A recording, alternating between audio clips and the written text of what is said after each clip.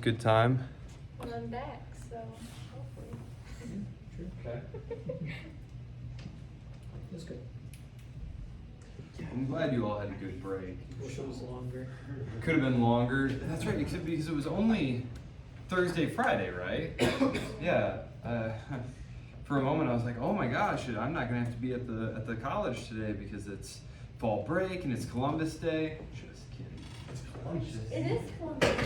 I thought we wouldn't have some Yes, classes, yes, but it is. It is Day, Columbus but Day. I It is was Columbus worried Day. Who knows the mnemonic device? What? The other day? There we go. Indigenous peoples. In 1492, Columbus sailed the ocean blue. In 1990. Columbus. We're actually going to have occasion to talk about Columbus a little bit today. I was going to try and go a whole lecture without talking about the Italian city-states, but alas, it will not be this one. I'm going to have to mention them just briefly. We're going to do things a little bit differently this week, just because we have two authors, like last week, but the readings are a little longer. So, really quickly here, I will put these up, just like last week, which worked out well, correct? Just putting up an announcement, listing the readings, okay. So basically, what we're going to do today is I'm going to provide you the context for Locke and Rousseau, sort of the broad world context that their ideas are existing in. Then, between tonight and tomorrow, I'd like you to do the Locke reading, which will be chapter 2 of the state of nature, chapter 3 of the state of war, chapter 4 of slavery, chapter 5 of property. Pay particular attention to his theory of property, it's going to be very important. Chapter 7 of political or civil society, chapter 8 of the beginning of political societies, 9 of the ends of political society and government, 11 of the extent of legislative power, 12 of the legislative, executive, and federal power of the Commonwealth, 13 of the subordination of the powers of the Commonwealth, 18 of tyranny, and 19 of the dissolution of government. Together, it is 27 total pages, because these are, of course, selections of the chapters. I will post these up as an announcement along with a video link for today's lecture. So, I am going to then on Wednesday go over these readings with you. Then, Wednesday night and Thursday night and Friday night, I want you to do the Rousseau meeting. And I will set you up for Rousseau, give you a little bit about him, and of the social contract, the reading that you're going to do over the weekend. And then the discussion board questions will be specifically about Rousseau. I will ask a general prompt about Rousseau. It's probably going to be something like, explain the differences between Locke and Rousseau's conception of social contract theory. It's going to be something like that. It's very important to distinguish between the two of them. So, that's what the week is going to look like. Okay. So, any questions about that? No? Okay. I'm going to apologize now. My laser pointer came to a very untimely end this morning. My 4-year-old was playing with the cats with the laser pointer, as he likes to do, and he was waving it around all crazy, and it slipped out of his hand and went flying across the room and busted up. So, and of course today is the one day that I have like 1 billion PowerPoint slides for you. Usually I have like 2 or 3. Today I have like 15 PowerPoint slides with lots of maps. And so I'm going to be having to point with a ruler to various things. In fact, I probably shouldn't point with one that has a metal edge on it. There we go. We use plastic. There we go. Okay, so I will just get going with this then. So we'll do the political, economic, social, and geopolitical context. We're going to tie a lot of different things together here that we've been talking about. Set you up for Locke, who is going to be born right around the time of the English Civil War. And he will pass on right at the turn of the 18th century. So, I'll conclude with talking about him. So, this right here is a map of Europe in the late 14th century. Should look fairly familiar to you from our previous talks. as you can see here, we have the emerging Kingdom of France, we have the main kingdoms of Castile and Aragon that will become combined under the personal union of Isabel and Ferdinand. In what year will they unify the kingdom and boot out the final Muslims?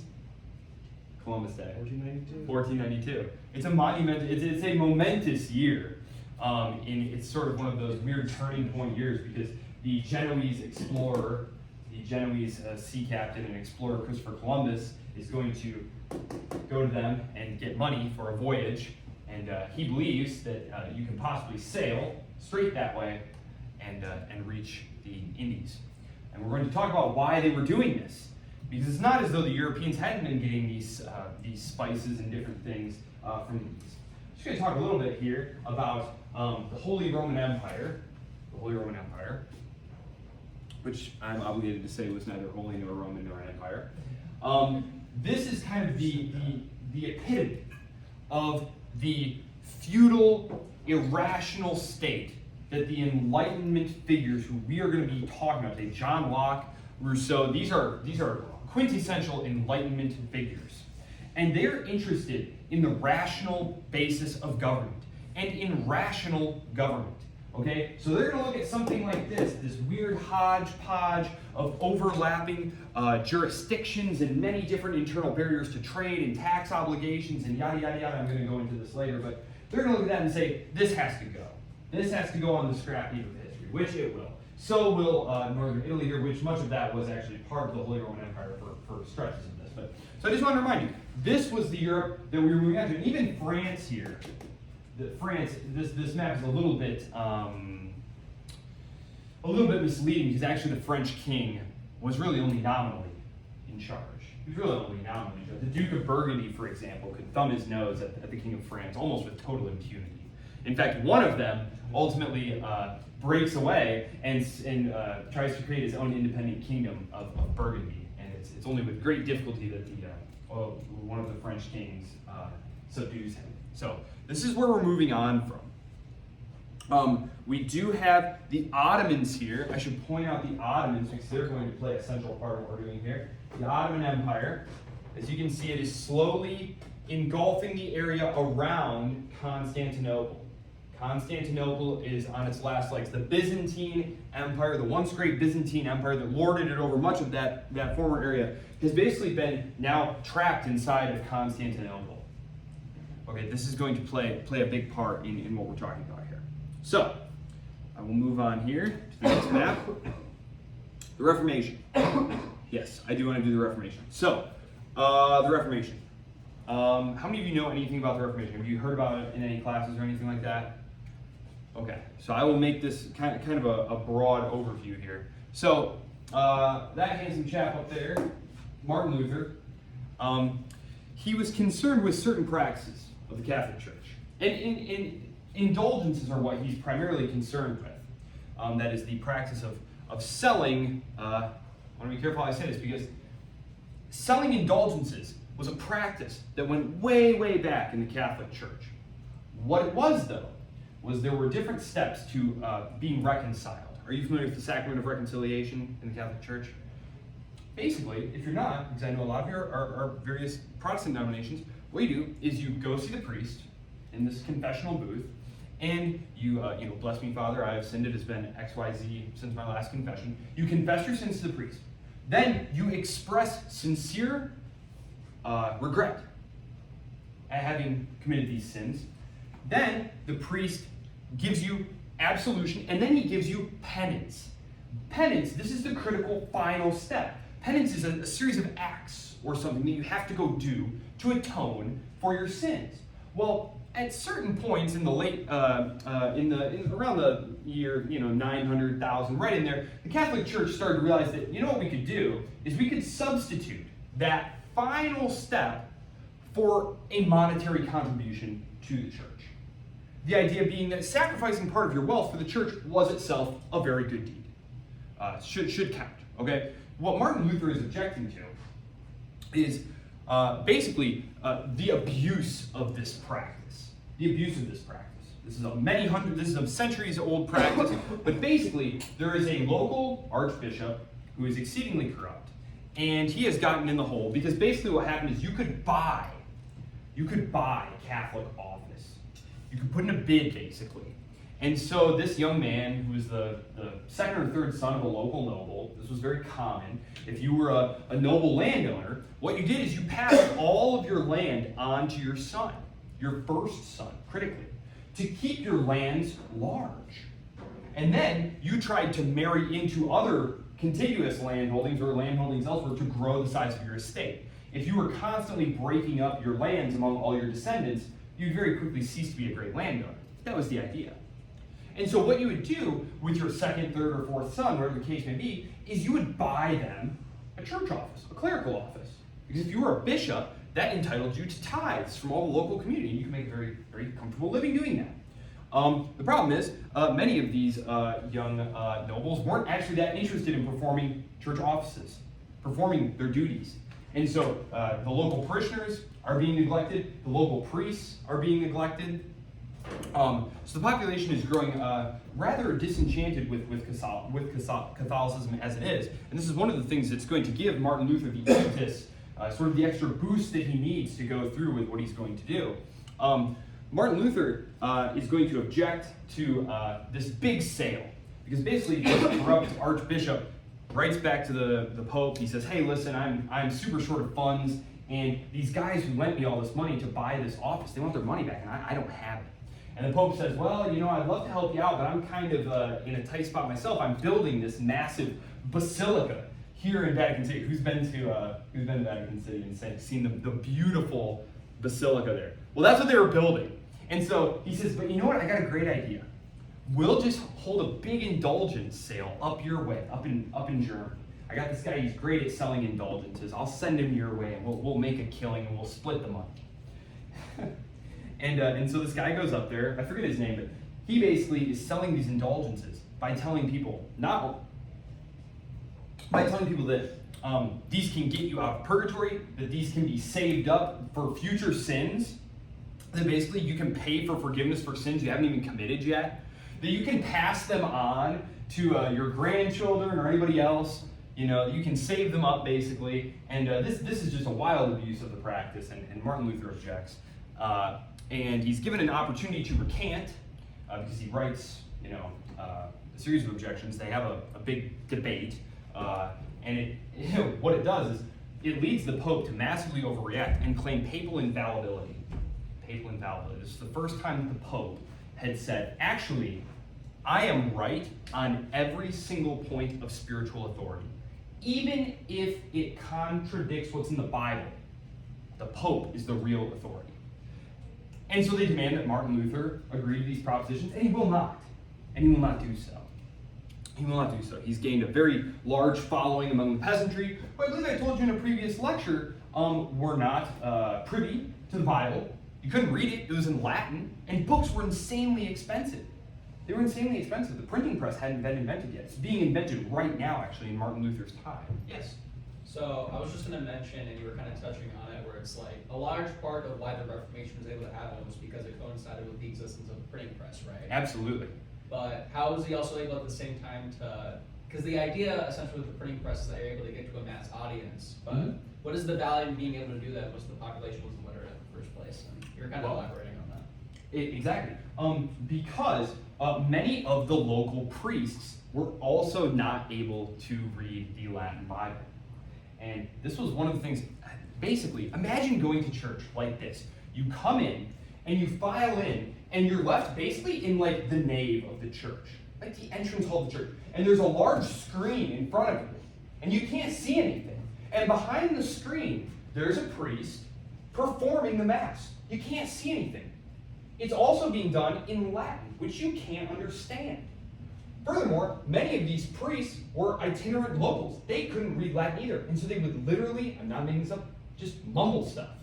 Just like they would literally mumble the Mass. Like they wouldn't even be doing it.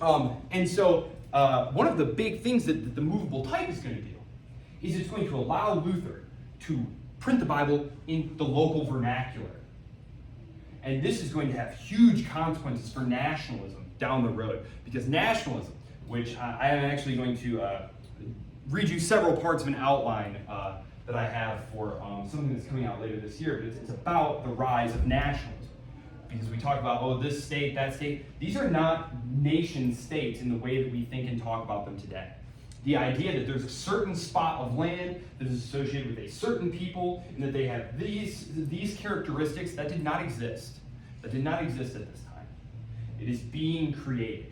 In fact, when we talk more about the unification of the crowns of Spain and the expulsion of the Muslims and of the Jews, we're going to talk about these early state-building projects, where you had a very deliberate attempt by the ruling class to say, no, you are all going to be this faith, you are all going to speak this language. Yes?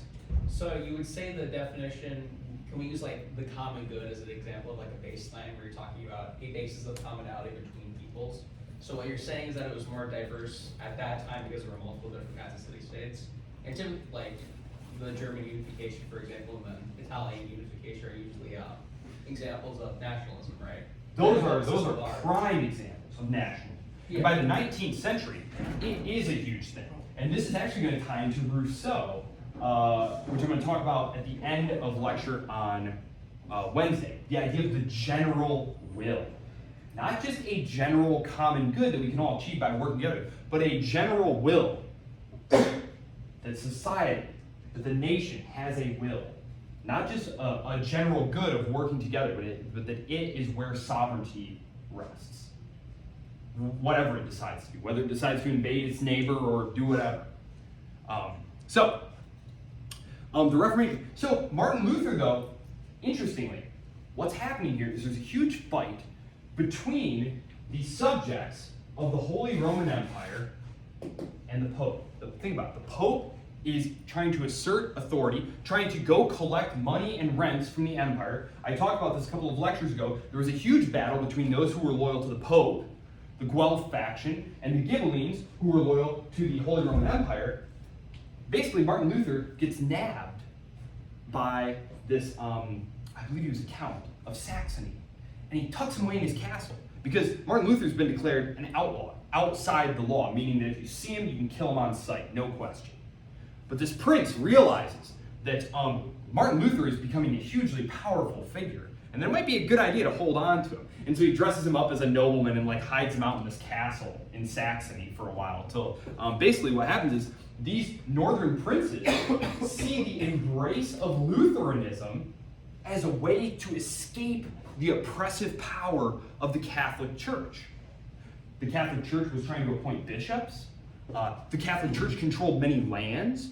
And if you're a local landowner, a local count or knight or lord or whatever, gosh, it'd be great if you could just take that land for yourself. I mean, it belongs to the Catholic Church, which is way down here in Rome, and I mean, who cares about them, right? So these Lutheran princes are very eager to embrace the new religion, especially, and I should make a distinction here, because this is a class about political philosophy. It is not a movement aimed at social revolution. The common people who embrace Lutheranism initially and believe that it's a revolutionary doctrine, that every man can interpret the Bible for himself, that it's a whole, every man can be his own priest, etc. They start learning about, there's one sect who actually preach that it is good and right according to the Bible to kill all of the rich. And that, because I said these passages, they'd never heard these passages about, the young man who is excited to join Jesus, but he won't give up all his possessions, and the camel, I have a needle. You all know those. They had never heard these passages before, and it's very revolutionary. Luther is appalled at the ransacking of these princely estates, social revolution happening, because he believes in the divine right of kings. He believes that it is against God to revolt against your sovereign. Okay? And so he stops aiming his message at the common people, and he starts aiming it at the princes. And he's able, as I said, to convert many of these northern Lutheran princes who are very interested in just confiscating all these church lands, taking them for themselves, appointing their own people as clerics. And this is going to lead to a compromise where the king is going to be able to impose his own religion on his subjects. And this is something that multiple religious wars are going to be fought over, including the 30 Years' War. And this is the principle of cuius regio, eius religio, meaning whose realm, whose religion. So, yes, this is hugely transformative here. And I should point out, because this all gets wrapped up in geopolitics, one of the reasons that Protestantism survives is because it takes root in the Holy Roman Empire, where there is not a solid central political authority. Remember, this is a very, very weak emperor. He's elected. Most of the power is in the local principalities. Had Protestantism, had Martin Luther tried to preach his new doctrine in France, for example, which this is France basically 100 years from now, or in Spain, he almost certainly would have been killed immediately, and all the Lutherans would have been crushed. The nobility in these other kingdoms were just not independent enough and strong enough to resist the emperor. But the Holy Roman Emperor at this time is going to be Charles V. And so everything is kind of aligned for Protestantism. It emerges here where already the emperor is very weak, and the new emperor is going to actually sit multiple thrones. Charles V, he's the first one of whom it was said he ruled an empire on which the sun never set, because he sat the throne of Spain. He also held the kingdom of Naples. He was also the Holy Roman Emperor. He also had all those possessions over in the Americas that we're going to talk about, and over in the Philippines. And he's fighting 6 wars, because also the Ottomans are invading and besieging Vienna. So he's got lots of problems, and he needs the cooperation of these rebellious Lutheran subjects. And so every time he's living in Spain, he hardly ever sets foot there in the Holy Roman Empire. He comes to them for money, and troops says, I need your help to fight these wars. And Lutheran princes say, well, we want religious freedom, we want to be able to do this. He basically has to give in all the time. And so again, it's just very fortuitous circumstances that allow Protestantism to survive, but it's not going to be the end of the discussion, of course. We're later going to have the 30 Years' War fought, which is going to absolutely decimate the German area there. So, it's a huge split, and as you can see, the different areas of Europe are going to embrace different parts of different sects of Christianity. And of course, it's going to be a huge problem here in the British Isles. Actually, Henry VIII, the one who wanted to get the divorce, couldn't get the divorce, right? Actually, the reason he couldn't get the divorce, the Pope granted divorces all the time. But the reason that King Henry VIII couldn't get a divorce is because he wanted to divorce Charles V's niece. I believe it was his niece. And when he was asking for that divorce, guess who had the Pope under lock and key? It was Charles V. So when Henry VIII's envoy arrives to see the Pope and says, hey, we just need a quick divorce to, get a male heir, Charles V goes, yeah, you're not doing that if you ever want to see the outside of this jail cell. And the Pope goes, yeah, you can't divorce her. And that's how the break with the Church of England happens. So the real bifurcation of Christendom at this point, it fractures, and these religious disputes get tied into geopolitical disputes. Yes? Can you specifically define Christendom? Christendom, yes. I'll pull this map back up. Christendom, I should have put that other map on here. I almost did. So annoyed with myself. So I had a map showing the expansion of Christendom by decade and which order had gone which place, and I was like, I don't really need that. But basically, it stops right here. Well, Lithuania pushes it this way. But basically, Christendom was right in here, but you had different sects of Christianity going in various places. But some of these kingdoms were very short-lived. But Christendom, really, right in here. And then, of course, the Byzantines would have said, well, we're part of Christendom too, but they were considered more part of the Orthodox Greek world, and there was a big schism there that we had talked about. And of course, they're going to fight each other. I'm going to actually talk about that here in just a second. 30 Years' War. I won't really say anything about this because I've already talked about it. This is a close-up, though, of just what a mess the Holy Roman Empire was. There were 300 princes. 300 princes. So when the emperor wanted something done, like, the king of France wants to raise an army or something, it was pretty quick, pretty easy job. He was actually able to keep a standing army for much of the time. The German emperor, though, he had to call a diet. and get the agreement of these 300 princes and archbishops, and it was a huge pain in the butt. It was a huge hassle. It's one of the reasons that the Holy Roman Empire is not going to be able to withstand the armies of Napoleonic France. Just think about the coordination problems here. You've got all these different chains of commands overlapping. It's all patrimonial, so it's not based on, well, you get to lead the army because you're a very good soldier and a good tactician. No, it was because my uncle is this guy and I'm, his nephew. So we're going to talk about the revolution of merit, which is a very bourgeois idea, and it comes from the French Revolution. Yeah. I can't really see the definitions of all the countries on the left, but would you say that there's like a definitive geographic difference between places that would be Protestant versus Catholic? Like, was it like The north. west, east, south? Yeah. Oh yeah. Okay, so the you're northern fine. parts. Yep, the northern parts. And I can actually pull that up a little bit here, and you can kind of see here. The Lutheran area is kind of a light grayish area, and they're actually going to get help from the most powerful military power of the early 17th century. That's Sweden. Sweden actually had the best, most professional army and the most capable leader, Gustavus Adolphus. Yes, and this is still the period, by the way, where your king would ride into battle with you. We're just about to leave that period because you are now getting the advent of like firearms and artillery and different things like that. And the army is becoming more professionalized. In fact, the Swedes are the ones who first introduced like the permanent standing army that drills regularly, that employs like infantry tactics that are like recognizable to the modern eye. So, the Ottoman Empire. Really quickly, just going to bring this in because it's going to tie into what we're doing next, which is the Age of Discovery, which is occurring in the background here, which is hugely transformative on Europe in a number of ways. So very quickly here. Okay, there it is, right there. Okay, Constantinople. The Fourth Crusade targets Constantinople. I believe I mentioned that. Essentially, the Crusaders, when they show up in Venice, they get convinced by the Doge, the Duke of Venice, that it would be a good idea if they, instead of going to Jerusalem, went ahead and sacked Constantinople. This was an idea that had been floated as early as the First Crusade.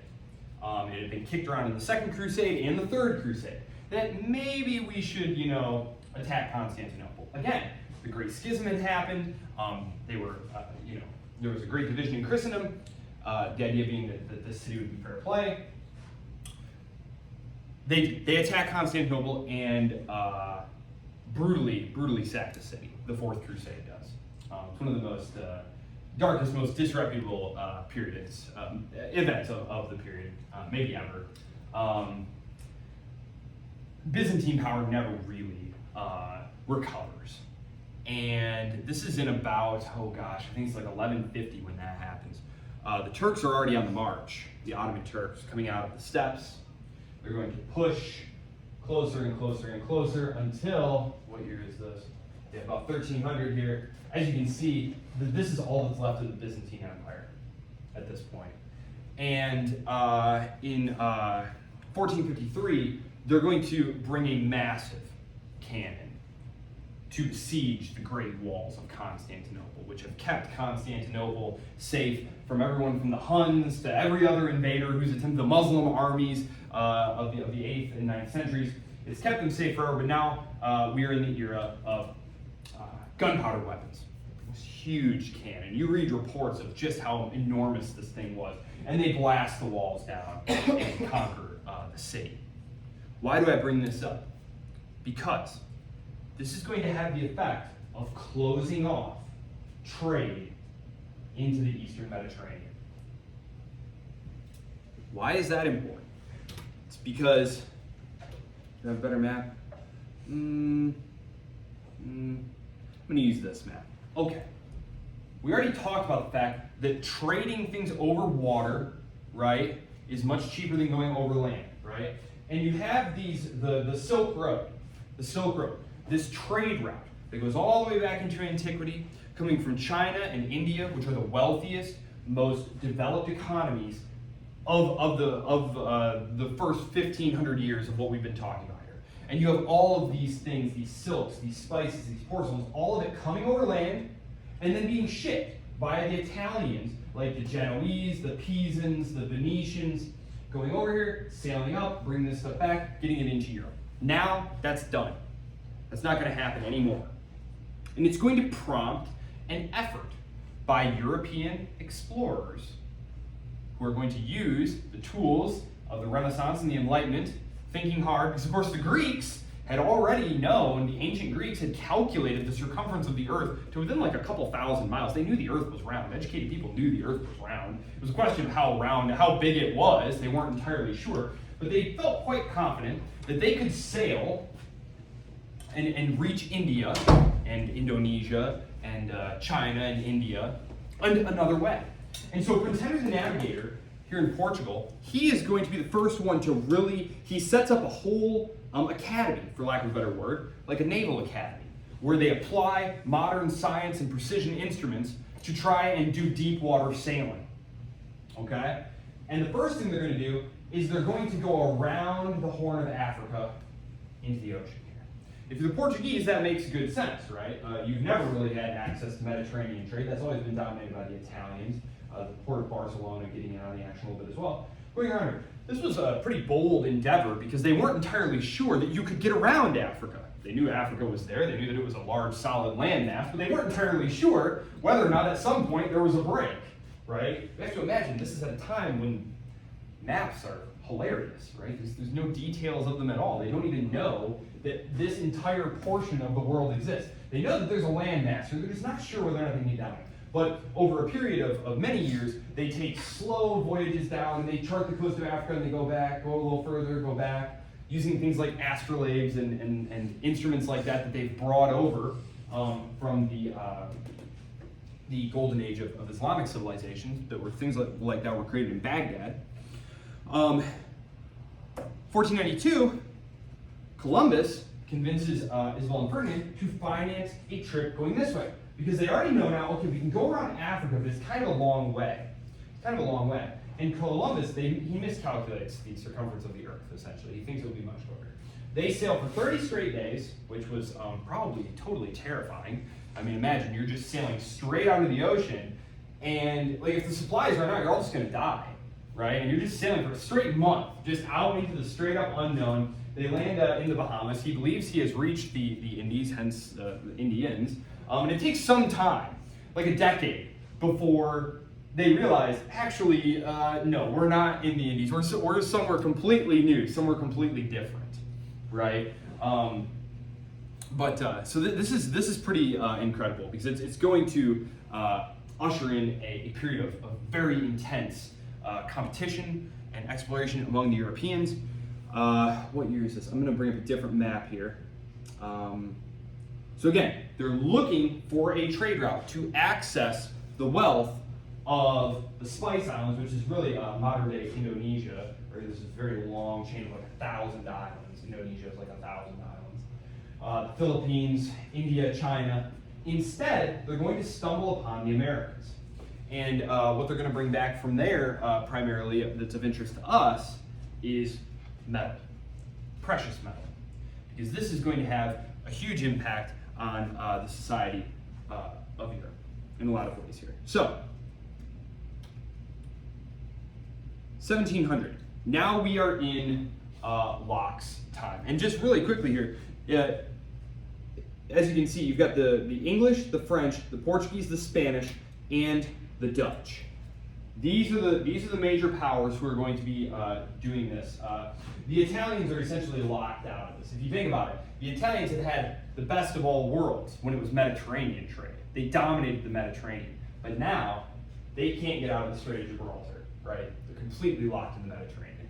And the capture of Constantinople is going to usher in the major decline of the Italian states. So, goodbye, Italian states. We won't talk about you now for many lectures until we talk about nationalism. Because even though they invented things like modern banking, insurance, they were the major commercial powers, they were the ones who had pioneered many of the industrial practices that are later going to be used to transform England, they are now going to enter a period of precipitous decline.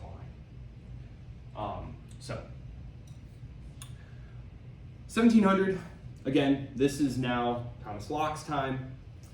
This is what the map looks like. I don't really have a lot to add to this. It's more just for your benefit here. I guess the only thing I would point out is that at this point it was very, very far from clear. We're in the year 1700.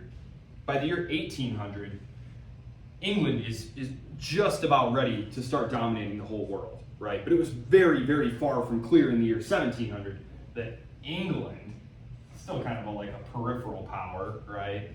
If you're, the Spanish or the French, you kind of look down your noses at the English. They get most of their victories using pirates. Actually, anyone heard of Morgan, Drake, any of those guys? Okay. So if you need to compete on the cheap, right? What the English Queen Elizabeth, they were doing this during Queen Elizabeth's reign. Essentially, what happened is you had these massive treasure fleets, the Spanish treasure fleets. They were going back and forth because they discovered this huge mine right here. It's called Potosi. Potosi was the name of this mine. And they were pulling gold, and mostly silver, but gold, gemstones. They were pulling tons of rare minerals out of here, and then loading them on ships and sailing them back, right? And of course, that was, everyone just left them alone. No, of course they didn't. These things were huge prizes, right? And the English were very good sailors, and several of them made a very healthy career as pirates. They would literally just rob Spanish treasure ships. And they would make a nice donation to Queen Elizabeth's treasury.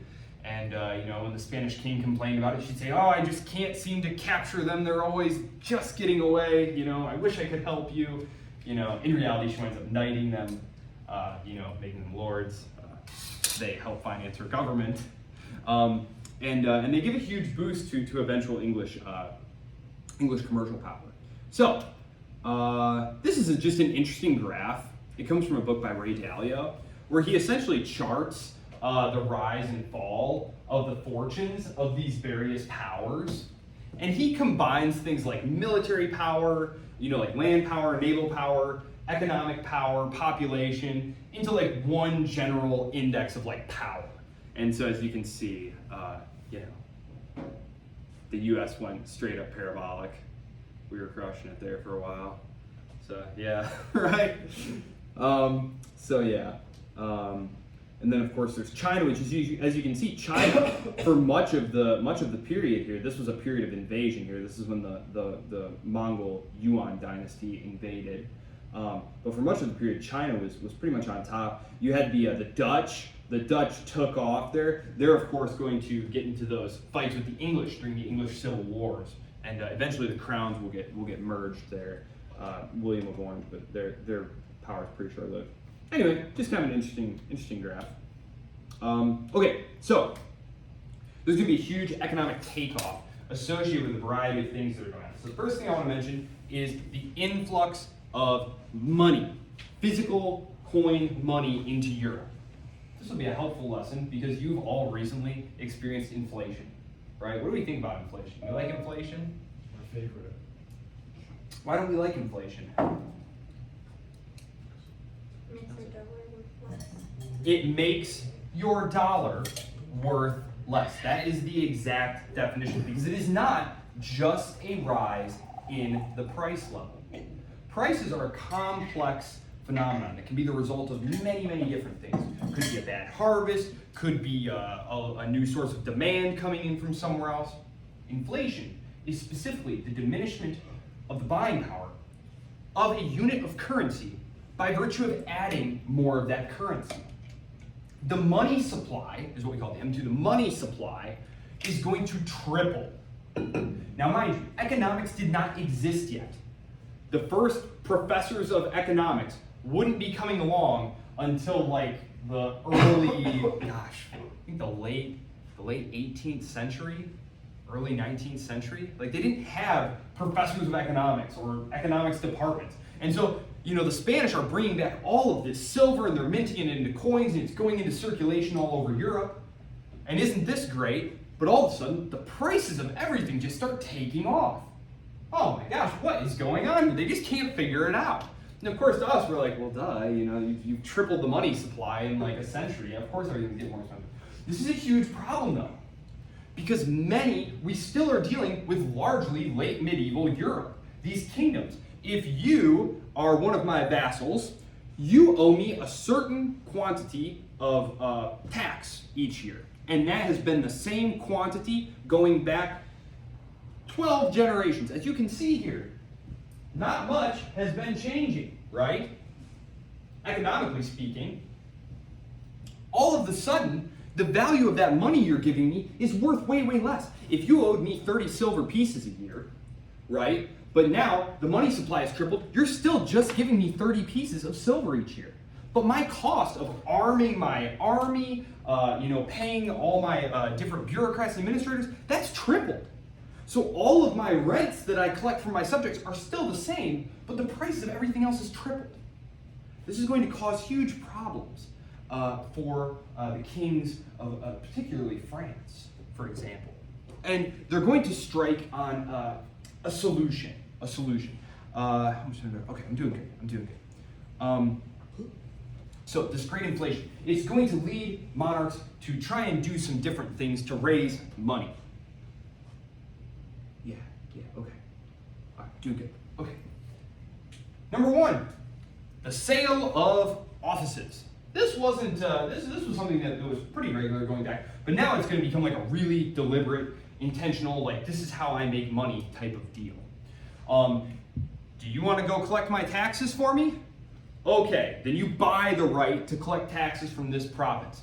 I'll make up a new position, regulator of fares on this bridge. Would you like to be in charge of collecting tolls for going across that bridge? Okay, well then you just pay me for the right to that. And it's yours now. It's yours now. You own it. You can pass it on. It stays in your family. And you just owe me a tiny little, maybe you don't owe me anything. Maybe I just sell it to you as a one-off thing, right? But as part of it, you would be in charge of maintaining that bridge. Or you would be in charge of regulating this thing or making sure this thing got done. These offices generally came with a responsibility. The problem with this here is, what if that person decides not to do it or not to do a good job, right? Turns into kind of just a sinecure. This is something that's going to happen. Another thing that will happen, King Louis the 14th, the Sun King, who we're going to take a look at here in just a minute. What a dashing fellow. He's just going to invent titles, honors, that if you want to rise in his court, one of Louis XIV's brilliant ideas is he realized that, I'll pull up this map here, France, King Louis XIV realized, you know what's problematic? I'm here in Paris, and I've got all of these nobles on their land with all their retainers, very far away. What are they talking about? What are they doing every day? I don't like that. He has them all come serve him at this palatial estate that he builds called Versailles. So you have to pack up and go there. And at court, he has you all competing with each other over his favor. It's a genius way of controlling his nobles. And he gets them to spend their money on things like titles. Now, there are a lot of problems with this because what should that money be going into? Buying some certificate from the king that says you're a good boy while he blows that money on wars that he doesn't win anyway? No, not good. The English don't do stuff like this. They spend their money setting up business and commerce and shipping, right? It's one of the million reasons that the English wind up winning the battle between the French and the British for control of the world in the 19th century. Okay? So yes, this attempt by the crowns to solve their problems by selling things like titles, selling things like royal office, again, in response to the rising price level that resulted from all the silver flowing into Europe, is going to create all of these negative externalities that are going to take, let's think about it, 1492, we're talking about 1680, so like 200 years later, you have these monarchs still trying to sort through this and create all these ad hoc solutions to addressing these problems. We're very used to things changing very rapidly now. We live in a digital age where things happen very fast. It's hard to imagine the slow movement of information and the proliferation of these things, but it took many decades for new ideas and new things to happen and to turn around. So, let's see. The last thing I want to say here, I'm going to talk about the Enlightenment at the end, this takeoff period here. What do I want to say about this? Because we're about to hit it. It's going to be a combination of factors. It's going to be a confluence of really institutions that are going to safeguard property, good legal systems, solid monetary systems, the application, the deliberate application of scientific advances, industrialization, like these things are all going to take our standard of living. Think about it. Our standard of living didn't really change very much. You know, I mean, the world in 1500 was pretty recognizable to someone from 1300 and, you know, even 800. I mean, people ride around on horses. There are lords who control these large estates. Most people are peasant farmers, like 99.9% of them. Yeah, so,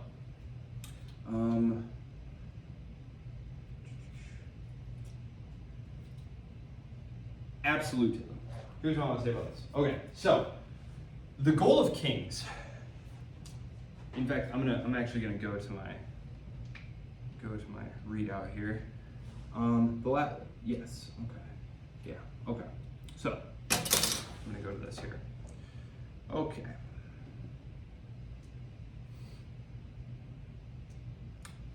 The advent of the modern state. This is the period that we are in. You have rulers who are trying to centralize power around themselves in Tudor England, in Bourbon France. You are trying to pull all the powers, all the privileges that the nobility have, that the clergy have, that local notables have, that town guilds have. You're trying to amass all of that in your own hands. And then have royal administrators who are literally only loyal to you. Not lords, not lords. I'm talking about raising people from the middle class, the merchant class, the educated people, and having them serve you, the king. So, the modern state. These were gradually developed structural innovations whose purpose, sometimes consciously pursued, like in the case of Henry VIII, and sometimes not, was increasingly centralized control in the name of increasing the power projection capabilities or survivability of the entity in question. What does that mean? It means that Europe is defined by war, right? We had talked about this. The history of Europe is like war. Like literally, look up a history of Europe's wars, click the Wikipedia page, and it's like literally there's war all the time. And it's because you have all these competing political power centers right next to each other. And it creates this intense need to seize hold of any competitive advantage that you can to ensure your survival and power maximization. This would involve things like systematic marginalization or elimination of difference. Difference. I talked about how you would have all different subjects. They would speak a number of different local languages, like for example, France, right here. 1789, year of the French Revolution. About half the population of France spoke what we today would call French. That is Parisian French. It's a very small amount. And just think about all of the different problems that this creates. If you don't have a population who all speak the same language. I had mentioned Ferdinand and Isabella. After they unified the kingdom, under their two crowns, they set about expelling all Muslims and all Jews, making the entire population Catholic, and then imposing Castilian Spanish, the Spanish that we now say, so Spanish, quote unquote. They imposed that on the entire population. They were trying to create a homogeneous state because it is easier to rule. It's easier to create a common purpose, right? And a loyalty if you're all basically the same. Yes? When you say expel, were they like, number one, were they given the chance to convert? And number two, were like they were deported and Yeah. where were they? Oh, right across the channel. Just right across. Right back where they came. Yep. Many of them left voluntarily. They were given the option. Many Jews who had amassed a great deal of wealth and influence under the Moors, which I suppose is technically kind of a derogatory word for them, but the Muslim North Africans who had created kingdoms there, many of them did convert.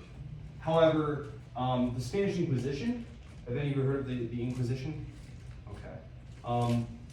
They very frequently did not believe that the Jews had actually converted, and they would subject them to torture very frequently until they confessed that they had not, in fact, they were secretly still Jews, and they were just pretending to be Christians, and then they could confiscate their property. Yeah. Did they do that specifically on well, I guess you couldn't really prove it by blood either, could you, at the time? Would it just be purely based on the faith? Like, how would you even prove that you're like Jewishness was definitely seen as racial. In fact, there are books now about anti-Semitism in Europe being like the original racism. I read one of them. It was an interesting argument. I didn't really know a great deal about the persecution of Jews in Europe. I was aware of it going back to the First Crusade, actually. The First Crusade is one of the first instances of the pogrom. You have these really zealous Christians marching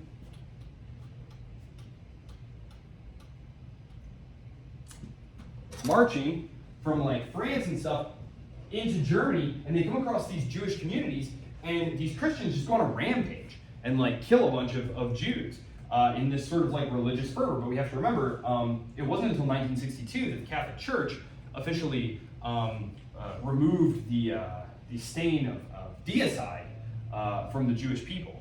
So that is where that came from. Like the Jews killed Christ. So that had a deep history in Europe. Vatican II, right? Vatican II. In Vatican II, correct. And would you say that the idea of race or like distinctions between them, or like that we have like a white race, do you think that would kind of come from the idea of just like nationalism in itself that you have? Because you're talking about specifically the little different city-states before, but then they're trying to create a large commonality between themselves to justify a greater state. That's a great question. That's a great question. And gosh, it'll be not next week, but the week after next we talk about nationalism and the different strains of nationalism. So the French, for example, had what we would call a civic nationalism. The French revolutionaries believed that anyone could be a Frenchman, that it didn't matter who you were. There's actually related to the Jews. It was during the debates in the Constitutional Assembly. They said, as a people, the Jews should be denied everything, but as individuals, they should be granted everything. Meaning that if you're willing to drop your Jewish customs and assimilate to French ways of doing things, then you should be just accepted in. Many of them believe the same thing about African members of society as well. This all kind of gets forgotten in the later imperial periods when Napoleon takes power and reimposes the slave code and tries to reconquer Saint-Domingue and things like that. And then you have what we would call like blood and soil type nationalism, where no, there is a blood connection to this land right here. And then you have things like linguistic nationalism. So we're going to talk about all these different types of nationalism. And again, nationalism at this point isn't even really a consciously articulated thing. Again, it wasn't Spain, it was the kingdoms of Ferdinand and Isabel, the kingdoms of Aragon and Castile. They were simply doing this as a mechanism, as a process of securing their own rule. Your subjects are going to be less rebellious and more cohesive, and thereby more useful to you if they are all conjoined ideologically in these same ways and linguistically. But these medieval kingdoms, they were defined by difference. They were not homogeneous at all. So going forward, let's just get a few things nomenclaturally correct. When I talk about a state, I'm talking about the major territorial political subunits of the globe. I'm talking about this particular spot on the globe here, right? And a nation are a people. A nation are a people bound together by a common ideology, customs, ethnicity, invented traditions, or other identifiers that differentiate its members from other groups. Okay? So in a medieval kingdom, your kingdom could have many different nations of people inside of it, right? It was no problem. They were your personal possessions as the king. But then we're going to move to the period of nation states, right? This goes back to the Wilsonian idea that all people should have their own state. That it wasn't right for a Croat to be ruled by an Austrian, right? Think about the Habsburg Empire. Those of you who have had, 19th century and 20th century European history. Think of the Austro-Hungarian Empire. The Austrians were ruling Hungarians, Croats, Slovenes, Slovaks, Bohemians, Germans, right?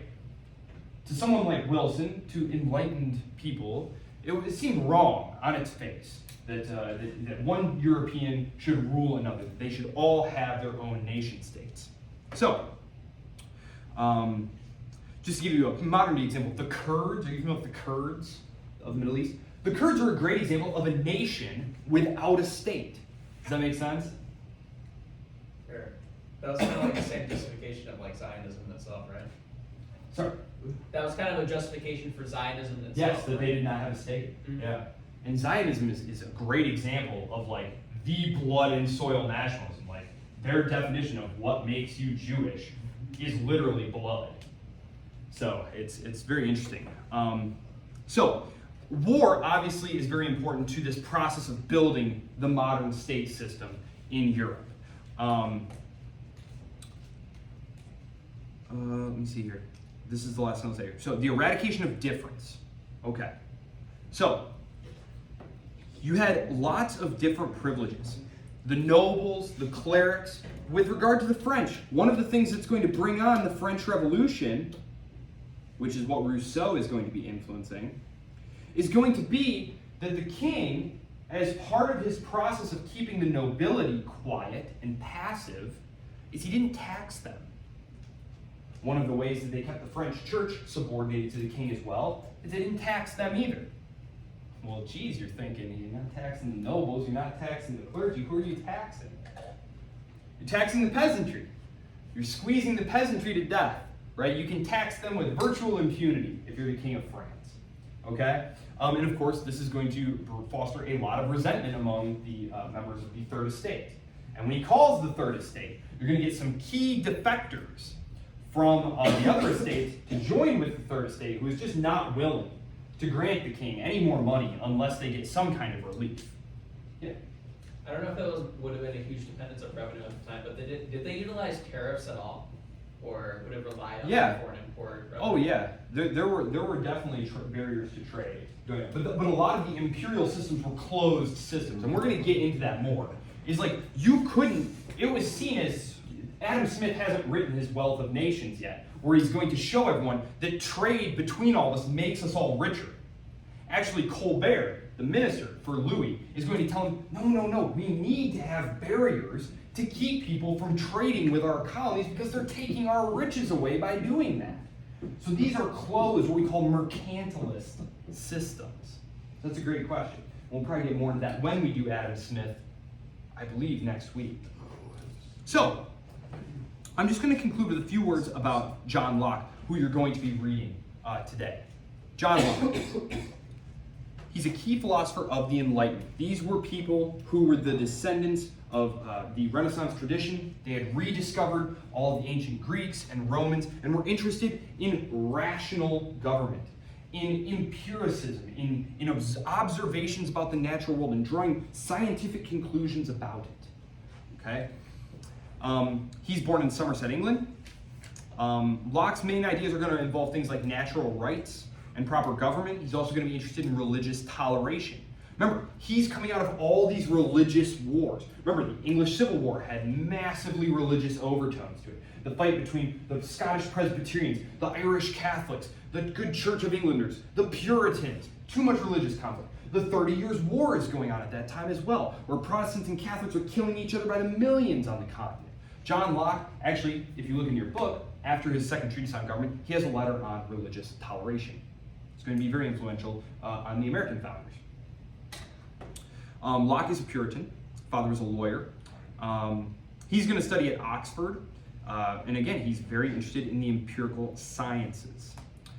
He's also going to work for the British East India Company. He's going to have a lot of experience in the colonies. And this is going to have a big impact on his theory of property and what makes something your property. Because if you think about the European, being in Europe, there's always, for millennia past, there's always been someone right there, and you can chart the history back. When they go into places like the Americas, which are being radically depopulated by disease and by conquest, you have, virgin land, where you make it yours by mixing your labor with it. That's what makes it your property. And it's one of the reasons that he has very specific ideas about what the government can and can't do with your property and how your property comes into being. So,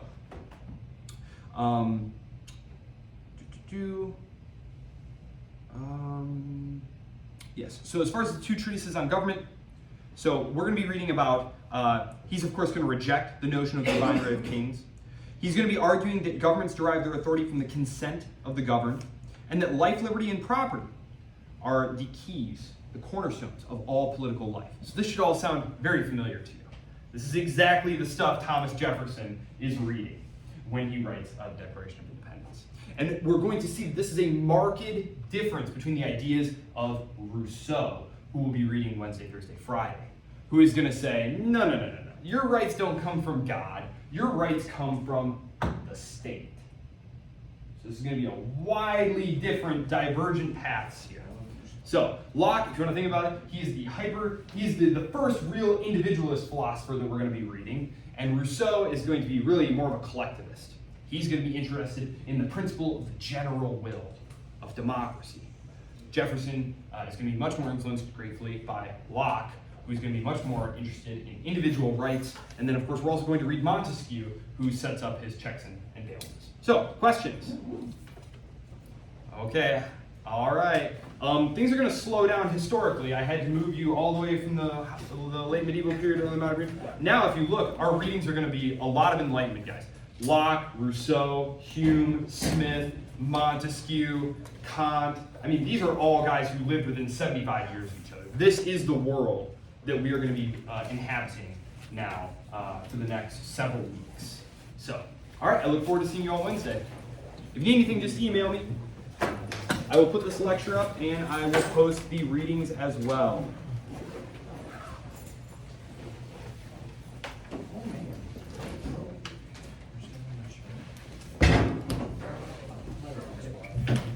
Yeah, no, I was actually